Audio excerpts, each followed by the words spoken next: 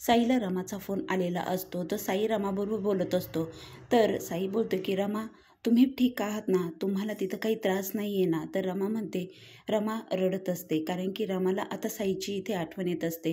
तेव्हा साई म्हणतो, अक्षय तुम्हाला तिकडे काही त्रास तर देत नाही ना, आरोहीबरोबर तुम्हाला वेळ घालवता येत आहे का, असं साई रमाला विचारत असतो. तुम्ही इकडची अजिबात काळजी करू नका असंही साई सांगत असतो. तेव्हा रमाला रडायला येत असतं आणि रडत रडत रमा इथे साईबरोबर बोलत असते. तेव्हा रमा म्हणते, तुम्ही माझ्यासाठी खूप काही केलं आहे.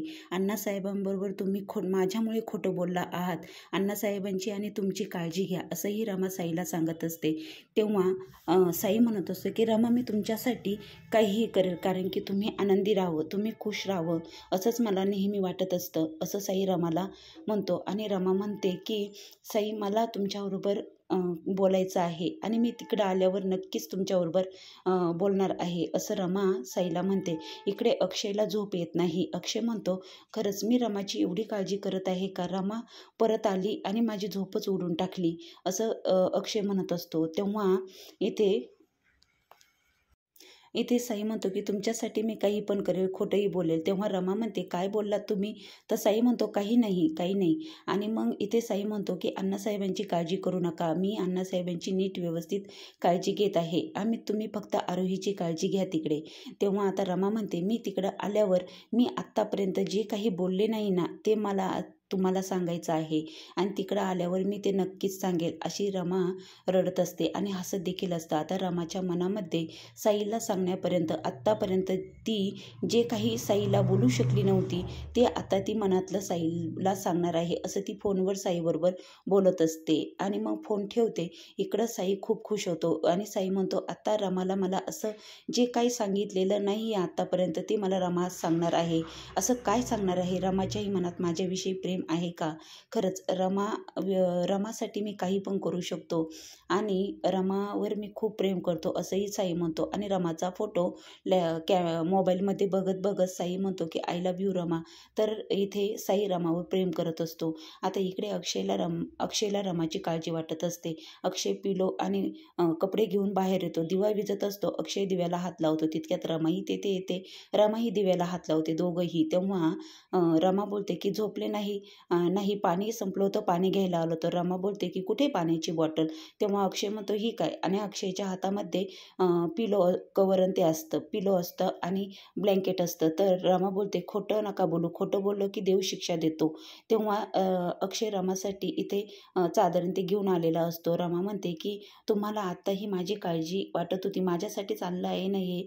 तर रमाला खूप अक्षयने जे कपडे रमासाठी आणलेले असतात, रमा म्हणते, खरंच देवा तुला मी म्हटले होते अगोदर असे काही संकेत मला दे की जेणेकरून मी इथे राहू शकेन. आता मी साईला पण बोलून बसले आहे असं देखील रमा म्हणते. आता इकडे सकाळ झालेली असते. रमा आंघोळ करून देवाला धूप दीप अर्पण करत असते आणि अक्षय बघून, खरंच अक्षय जेव्हा रमाकडे बघतो, रमा देवाच्या पाया पडत असते. अक्षय बघतच राहतो.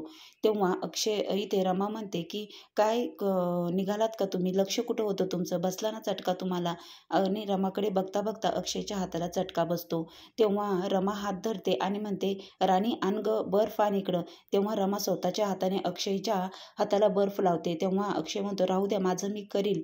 आणि मग इथे अक्षयच्या हात, थांबा तुम्हाला एकदम लहान मुलासारखं करता तुम्ही. आणि मग रमा इथे अक्षयच्या हाताला बर्फ लावते आणि खरंच अक्षय म्हणतो, तू पहिल्यासारखीच आहे. पहिली भेट आठवती का आपली, तेव्हा पहिल्या भेटेमध्ये कसा भांडली होती. तेव्हा रमा म्हणते की तुम्हीच मला येऊन धडकला होता आणि वरून मलाच बोलायला लागला होता. तर तेव्हा अक्षय म्हणतो की तूच आधी भांडायला सुरुवात केली होती आणि दोघांचे परत भांडण इथे सुरू होतं.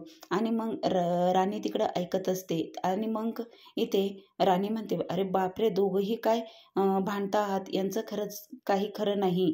आणि मग खरंच एकमेकांना अजून विसरलेले नाही हे असं राणी म्हणते. आणि मग इथे रमा परत देवाच्या पाया पडते आणि अक्षयला म्हणते, रमा अक्षयला विचारते की मी आरोहीच्या जेवणाचं बघू का. आणि इथे अक्षय म्हणतो, ठीक आहे तू बघ आरोहीच्या जेवणाचं. आणि मग इथे रमा म्हणते की मी आरोहीची काळजी घेईल आणि आरोहीच्या जेवणाचं, तिला काय हवं नको आहे ते मी बघेल. आणि मग इथे रमाला अक्षय म्हणतो की ठीक आहे कर तू. आणि मग रमाला खूप आनंद होतो. रमा देवाच्या पाया पडत असते आणि नकळत का होईना अक्षय तिची काळजी घेत असतो. इकडं आरोहीला उठवायला रमा आलेली असते. तेव्हा आरोही म्हणते की मी डोळे कसे उघडू, आता बाबा माझ्यासमोर नाही आहे, बाबा जर समोर असला तरच मी डोळे उघडेल. रमा म्हणते आज तू माझ्याकडे बघून डोळे उघड. मग आरोही म्हणते ठीक आहे, तुला बघूनच आज मी डोळे उघडते. तेव्हा आरोही रमाकडे बघते आणि डोळे उघडते. आणि मग आरोही म्हणते किती छान आहेस तू. आणि मग इथे तिचा नाश्ता आलेला असतो. तेव्हा रमा बोलते की बाळा असा बिना ब्रश केल्याचा नाश्ता नसतो करायचा, गुड गर्ल आहे ना तू. तेव्हा आरोही बोलते की इरा आजी पण तसंच बेटी घेते ना. पण आरोही म्हणते नाही, मी नाही करणार, मी रोज असाच नाश्ता करते. आरोही खूप हट्ट करत असते. रमा म्हणते त्यांचं वय झालं आहे ते ठीक आहे, पण तू छोटी आहे ना, तर छोटी आहे तर चांगल्या सवयी लागल्या पाहिजे ना तुला.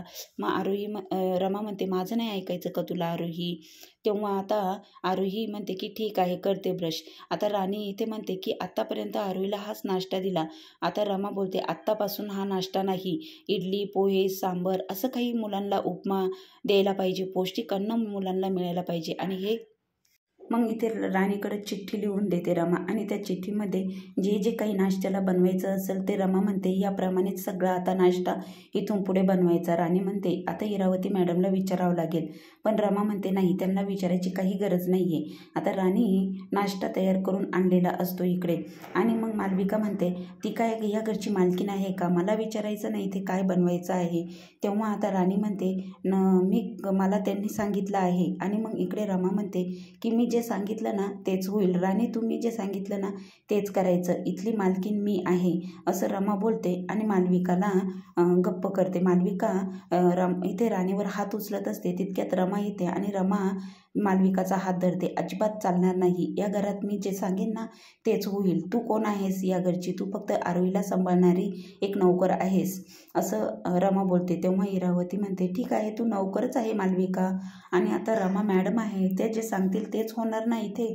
आणि मग इथे इरावती ती चिठ्ठी वाचते. चिठ्ठीप्रमाणे त्यात इडली सांबार पोहे उपमा असं लिहिलेलं असतं. आता इरावती म्हणते आता मॅडम जे सांगतील तेच होईल, हाच नाश्ता करायचा आता सगळ्यांनी. आणि मग इथे अर्था स्कूलला निघालेली असते. मग रमा म्हणते अर्था तू पण बस, नाश्ता करून घे. आता इथे रमाने जो सांगितला तो नाश्ता बनवलेला असतो. आरोही म्हणते कुठे माझा नाश्ता. आरोही म्हणते हे मला आवडत नाही, हे मी नाही खाणार आणि मला नको आहे हे. आता आरोही बोलत असते की किती घाण आहे नाश्ता. आता इरावती म्हणते अगं रमा ऐक, रमाला खूप राग येतो. तेव्हा आरोही मागे फिरून बोलत असते आणि रमा म्हणते असं नाही बोलायचं. आणि मग रमा इथे आरोहीवर हात उचलते. तेव्हा आरोही म्हणते तू का आली आहेस इथे, तू जा निघून आणि तू इथे नको राहूस असं आरोही रमाला बोलते. रमाला खूप राग येतो. रमा आरोहीवर हात उचलते. तितक्यात अक्षय येतो. अक्षय या सगळा प्रकार बघत असतो. अक्षय म्हणतो तुझा अधिकार कसा झाला माझ्या मुलीवर हात उचलायचा. तेव्हा रमा म्हणते हिला या सवयी चांगल्या नाही आहे. आता रमा पुढील भागात खूप मोठा ट्विस्ट आहे.